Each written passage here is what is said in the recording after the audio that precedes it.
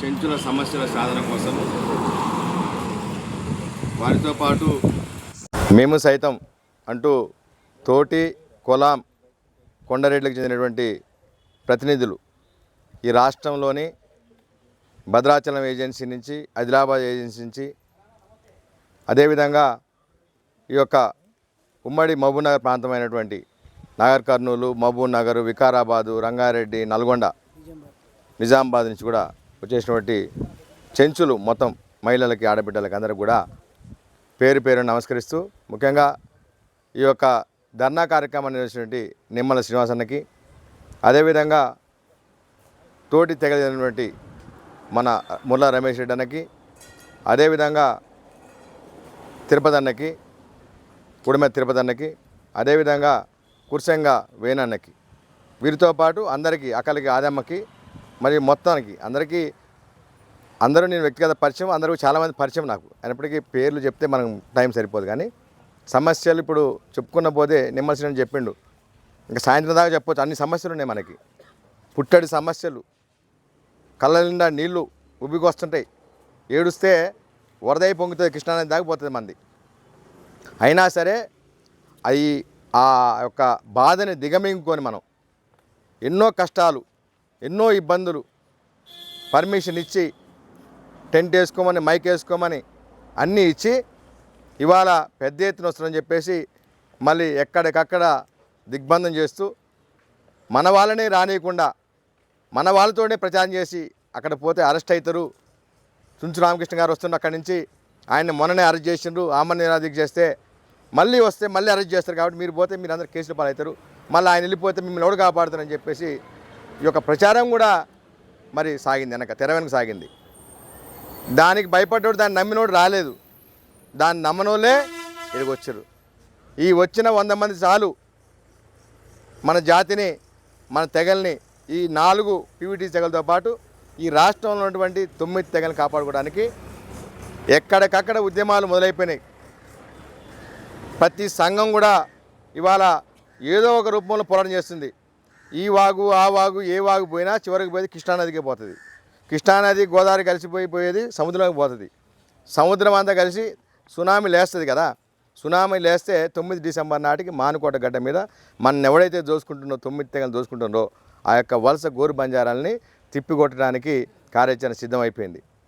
దానికోసమే నేను ప్రతి నిత్యం సమస్య ఎక్కడున్నా సరే అది చిన్నదా పెద్ద అని చూడట్లేదు, అక్కడికి వెళ్ళిపోతున్నా.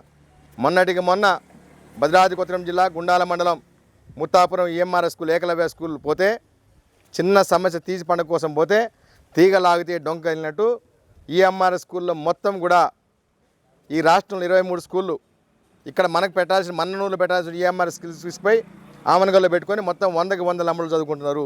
మన పిల్లలు ఏమో చెట్ల కింద బళ్ళలు చదువుకుంటున్నారు. ఇవన్నీ కూడా మొత్తం బయటకు వస్తే అప్పటికప్పుడే యొక్క నిరాహార దీక్ష 2 రోజులు చేసి ఆమరణ నిరాహార దీక్ష పిలుపునిచ్చడం జరిగింది. ఆ యొక్క ఘోరాలు, నేరాలు చూసి లోపల పిల్లల్ని, మన పిల్లల్ని కూడా దాడులు చేస్తూ కొడుతూ, వానికేమో 2 గంటలు వేసి మనకు 1 గంట వేయటం, వాళ్ళకేమో ప్రత్యేకమైన క్లాసులు, మనోళ్ళకేమో పక్కన వదిలేయటం, ఇట్లా వివక్ష. అంటే ఈ కాలంలో, అంబేద్కర్ ఉన్న కాలంలో వివక్ష అంటే చూసినాం. కానీ ఈ కాలంలో కూడా 80 సంవత్సరాల స్వాతంత్రం వచ్చిన తర్వాత, రాజ్యాంగం వచ్చిన తర్వాత, ఈ నాగరికత పెరిగిన తర్వాత కూడా ఒక కుల వివక్ష అన్నది ఇప్పుడు చూడటం అన్నది చాలా సిగ్గుచేటు. అధికారులు తలదించుకోవాలి, పాలకులు తలదించుకోవాలి, మనని ఏలేటువంటి మన జాతిలో ఉన్నటువంటి నాయకులు కూడా తలదించుకోవాలి. ఇవాళ ఈ మధ్య బయలుదేరిన మళ్ళీ మన నాయకులు, ఎమ్మెల్యేలు హాస్టల్ చుట్టూ తిరుగుతున్న మొత్తం కూడా తనిఖీలు చేస్తున్నారు. అది రావాలి కదా. అదే ముందు నుంచినట్టయితే ఈ సమస్య రాపోయేది కదా. మనకి ఏదో కొద్దో గొప్ప కోయలో, గోండ్లో నాయకులు కొంతమంది ఉద్యోగస్తున్నారు.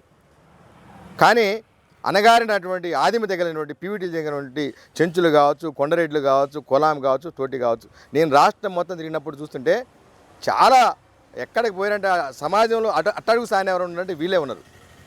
ఇవాళ చెంచులు తమ అస్తిత్వాన్ని కోల్పోయే పరిస్థితికి వచ్చారు. జనాభా సుమారు, ఆ జనాభా లెక్కలు కూడా అసలు ఏం తెలియట్లేదు. ఒకరు 20,000 అంటున్నారు, ఒకరు 30,000 అంటున్నారు, ఒకరు 10,000 అంటున్నారు. అసలు ఎంత జనాభా ఉన్నది కూడా మంచి లెక్కలు తెలియటువంటి సమస్య మనం ఉన్నాం చెంచులు. కొండరెడ్ల పరిస్థితి అంటే గోదావరి వస్తే గుట్టెక్కుతారు, వరద తగ్గగానే గుట్టలు దిగుతున్నారు. తోటోళ్ళు, కొలామోళ్ళు ఆడ ఆదిలాబాద్లో ఎంతమంది కూడా లెక్క సరిగా లేదు. గోండు లెక్కలు ఉంటాయి. నాయకపొండు కూడా ఈ మధ్య మన జనాభా లెక్కలు చూస్తే 16,000 అంటే లవో దీవు అంటారు నాయకపొండు కూడా. అంటే అన్నీ తప్పుడు తడకలే. మన జనాభా ఎంత ఉందో మనం చెప్పట్లేదు. అయితే ఈ అన్ని సమస్యలపైనే మరి చాలా పెద్ద ఎత్తున పోరాడుతున్నాం. నేను గత 4 నెలల నుంచి కూడా నేను నవంబర్ 15 బిర్సా ముండా జయంతితో మొదలు ఈ యొక్క ఏజెన్సీ నల్లమల ఏజెన్సీలో పర్యటన మొత్తం అనేక ప్రాంతాలు తిరిగిన నేను. నల్లమలలో ఉన్నటువంటి ఈ తెలంగాణ కాదు ఆంధ్రప్రదేశ్ ప్రాంతం కూడా వెళ్ళేసి తిరగడం జరిగింది. ఇప్పుడు కూడా చాలామంది ఫోన్ చేస్తున్నారు, కానీ ఉద్యోగరీత్యా మరి అటు పక్కన ఉన్న సమస్యలు ఒక పక్కన తెల్లారు లేసి ఏదో ఒక సమస్య. మొన్న ఆగస్టు 1 నుంచి మొదలు పెడితే ఇవాళ వరకు కూడా నేను లీవ్లోనే తిరుగుతా ఉన్నాను. ఇంకా అన్నీ లాస్ అయిపోయినాయి. 15 రోజుల సీఎల్ అయిపోయినాయి.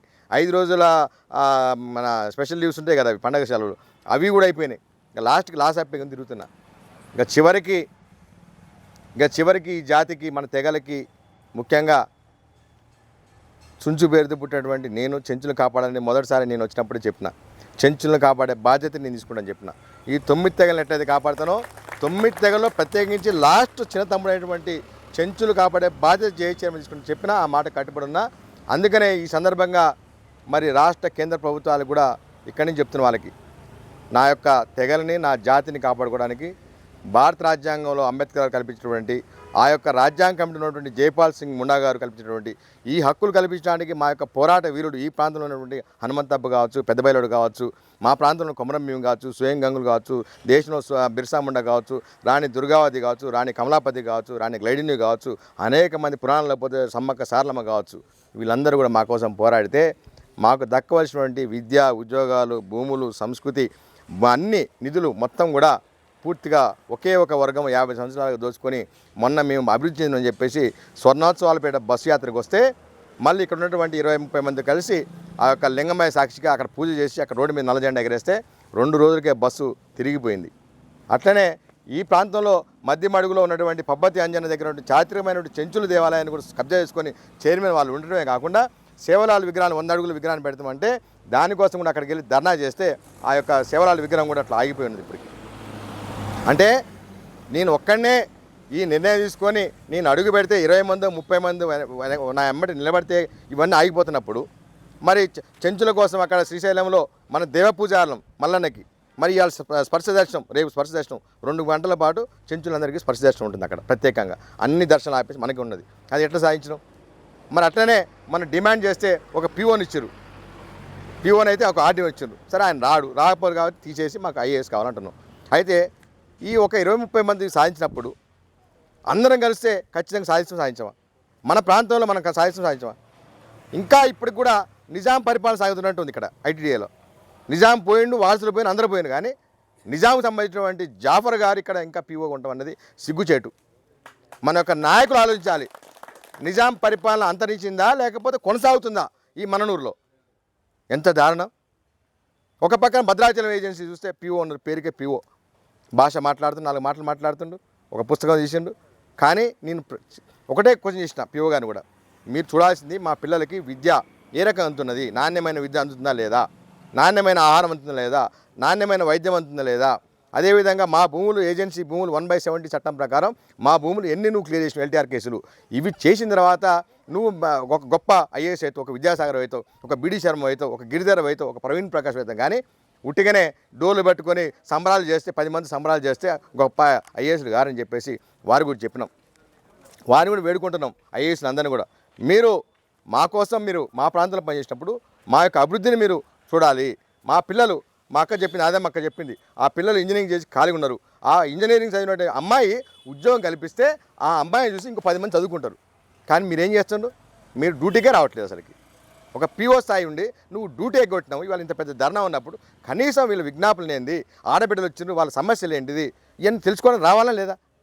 అంటే నువ్వు ప్రభుత్వ జీతం తీసుకుంటావు, ఏజెన్సీ అలవెన్స్ తీసుకుంటావు నువ్వు, కానీ నువ్వు ఉద్యోగానికి రావు. కాబట్టి ఖచ్చితంగా అది డిమాండ్ చేస్తున్నాం. రాష్ట్ర ప్రభుత్వం ఖచ్చితంగా తగిన క్రమశిక్షణ చర్యలు తీసుకోవాలి. ఏ అధికారి అయితే ఏజెన్సీలో ఐటీడీఎల్లో పనిచేయరో అటువంటి వాళ్ళని తక్షణమే మరి సస్పెండ్ చేయాలి. అదేవిధంగా మాకు దక్కాల్సినటువంటి విద్య, ఉద్యోగాలు, అదేవిధంగా భూములు కావచ్చు, ఆరోగ్యం కావచ్చు, ఆ యొక్క సంస్కృతి కావచ్చు, నిధులు కావచ్చు, మా ప్రాంతంలో ఉన్నటువంటి క్షేత్రాలు ఏవైతే దేవతా క్షేత్రాలు, నల్లమల అంటేనే మొత్తం కూడా మల్లన్న, లింగమయ్య, అంజన్న క్షేత్రాలు, ఇవన్నీ కూడా బౌరాపూర్ బౌరమ్మ ఉన్నది, అక్కడ పోతే ఇష్టకామేశ్వరు ఉన్నది, అనేక మంది తల్లులు మన దేవతలు ఇవన్నీ కూడా తిరిగినటువంటి నేల. అందుకనే చెంచుల్ని దేవపూజలు అనేది ఉట్టిగా రాయల చరిత్రలో శ్రీకృష్ణ దేవరాయల కాలంలోనే చెంచులు అనేది ఈ యొక్క దేవపూజాలు అన్నారు. నిజాం కూడా 1,00,000 ఎకరాల 1,05,000 ఎకరాల భూమిని రిజర్వ్ చేసినట్టు భూభాగము. ఆ భూభాగాన్ని కాపాడాల్సినటువంటి అధికారులు పాలకులు మరిచి ఒక 30 పులుల కోసం మాత్రం టైగర్ రిజర్వ్ పెడతారంట. అమరాబాద్ టైగర్ రిజర్వ్ అంటే పుల్లుకి ఇచ్చేటువంటి విలువ చెంచులకు లేదా? చెంచులు అంటే మనుషులు అని చెప్పేసి వీళ్ళ గొంతులే అని చెప్పేసి గొంతు నొక్కి వాళ్ళ యొక్క ప్రశ్నించేటటువంటి తత్వాన్ని కూడా మీరు తొక్కేసి అనగదొక్కి మీరు రానియకుండా పోలీసులు చుట్టూ పెట్టి తాగే మంచి నీళ్ళు కూడా రానిరా మీరు? మంచి నీళ్ళు కూడా తాగనిరా మీరు? ఇదా వ్యవస్థ? ఇదా ప్రజాస్వామ్య వ్యవస్థ? ఈ దేశంలో ఈ దేశ మూలవాసమైనటువంటి మాకు మాట్లాడే హక్కు లేదా? కనీసం మంచినీళ్ళు తాగేటువంటి లేదా? అసలు మానవత్వం లేదా మీకు? చిన్నపిల్ల ఎంత 2 సంవత్సరాలు కూడా సంవత్సరం పిల్ల. సిగ్గు తెచ్చుకోవాలి పోలీస్ అధికారులు ఇవంతా. పాత్రికేయ మిత్రులు ఇవన్నీ కూడా మీరు రాయండి. మీరు ఇదా నిర్బంధం? ఇది నిజాం నిరంకుశ పరిపాలన కంటే దారుణంగా, బ్రిటిష్ యొక్క సామ్రాజ్యవాసి కంటే దారుణంగా ఒక ఆదివాసీ ఆడబిడ్డలకి మంచినీళ్ళు కూడా తాగినటువంటి పరిస్థితులు మీరు సృష్టిస్తారా? దీనికోసమైనా మీరు పోలీసు ఉద్యోగాలు చేసేది మీరందరూ కూడా. దీనికోసమైనా ఐటీడీ ఉద్యోగాలు అంతా మీరు చేసేది. ఖచ్చితంగా దీన్ని తిప్పికొట్టడానికి ఒకే ఒక అడ్డంకి, నా ఉద్యోగమే అడ్డంకి. అందుకనే నేను కూడా నిర్ణయం తీసుకున్నాను. ఆ నిర్ణయాన్ని పాటించడానికి ఇంట్లో కూడా చెప్పడం జరిగింది. ఇంకా పూర్తి స్థాయిలో ఇంకా జరుగుతున్నాయి. కాబట్టి ఏది ఏమైనప్పటికీ నా ఇంట్లో వాళ్ళు, నా కన్న తల్లిదండ్రులు, నా భార్య, నా పిల్లలు, వీళ్ళందరూ వాళ్ళు ఏమనుకున్నప్పుడు కూడా నా నిర్ణయాన్ని నా చెంచుల సమక్షంలో ప్రకటించాలని చెప్పేసి ఇదే మంచి తరుణము. ఈ యొక్క నల్లమల క్షేత్రము, ఈ యొక్క మల్లన్న క్షేత్రము, ఈ బౌరమ్మ క్షేత్రము, అంజన్న క్షేత్రం, ఇదంతా కూడా కాబట్టి ఇదొక చారిత్రకమైనటువంటి పుణ్య భూమి ఇది నల్లమల్లో. నా ఉద్యోగాన్ని కూడా తొందరలో రాజీనామా చేయబోతున్నా. ఈ యొక్క అక్టోబర్ తర్వాత 28 సంవత్సరాలు అవుతున్నది. నవంబర్ 1వ తారీఖు నుంచి కూడా పూర్తి స్థాయిలో ప్రజాక్షేత్రంలోకి ఈ ఒక్క రాష్ట్రమే కాదు, మహారాష్ట్ర, ఈ యొక్క ఛత్తీస్గఢ్, ఒడిశా, ఆంధ్రప్రదేశ్, ఈ యొక్క తెలంగాణలోని 9 తెలంగాణలోని అన్ని ప్రాంతాలు కూడా తిరగడానికి నవంబర్ 1వ తారీఖు నుంచి డిసెంబర్ 9 వరకు కూడా పెద్ద ఎత్తున జోడయాత్ర చేయడానికి ఏదైతే నాకు అడ్డంకిగా ఉందో, ఈ యొక్క ఉద్యోగమే కదా, ఉద్యోగ నిబంధనలే కదా నన్ను కట్టేసేటి. అందుకనే ఉద్యోగాన్ని కూడా రాజీనామా చేయని చెప్పి నేను ఇప్పటికే నిర్ణయం తీసుకోవడం జరిగింది. కాబట్టి ఇంకా ఎవరన్నా చెంచులు, మరి అదేవిధంగా కొలాము, తోటి, కొండరెడ్డి, అదేవిధంగా తెలివిగల ఎవరికంటే కోయ, గోండు, నాయకుడు అనుకుంటారు. మా తెలివి ఎవరు చూపెట్టాలి? మన జాతిని కాపాడుకు చూపెట్టాలి. దీని మీద 25 మంది 26 మంది నాయకులు ఉన్నారు. ఈ నాయకుల్లో చూస్తే ఇక్కడ 2-3 ఉన్నారు. అట్లనే ప్రతి తెగకు సంఘం ఉన్నది. అన్నట్టు కులాం సంఘం ఉన్నది, తోటి సంఘానికి ఉన్నది, కొండరెడ్డి సంఘానికి ఉన్నది, కోయలకు ఉన్నది, గోళ్ళకు ఉన్నది. కోయలకి గోళ్ళకి అయితే 10 సంఘాలు ఉన్నాయి. ఈ 9 తెగలు 76 సంఘాలు ఉన్నాయి మనకి.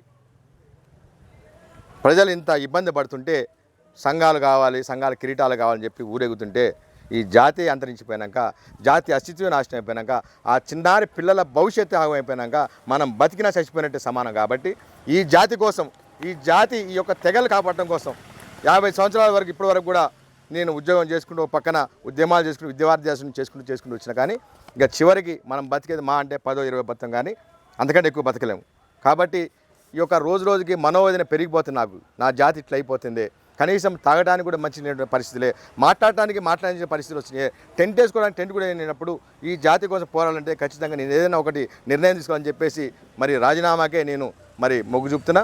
ఇవాళ సాయంత్రం శ్రీశైలం వెళ్ళి శ్రీశైలం మల్లన్న ఆశీస్సులు తీసుకుంటా. ఖచ్చితంగా శ్రీశైలం మల్లన్న ఎట్లా పాటు తీసుకుంటా. ఆ యొక్క జాతి ఇలవేల్పు సమ్మక్క సారలమ్మ ఏ విధంగా నడుపుతున్న సమ్మక్క తల్లి ఆశీస్సుతోటి ఖచ్చితంగా ప్రజా పోరాటానికి, ప్రజల కోసము, ప్రజల్లో తిరగడం కోసమే నా యొక్క పూర్తి జీవితాన్ని కూడా మరి కేటాయిస్తూ మరణించేంత వరకు, మన హక్కులు మనకు దక్కేంత వరకు పోరాడతానని మీకు హామీ ఇస్తూ,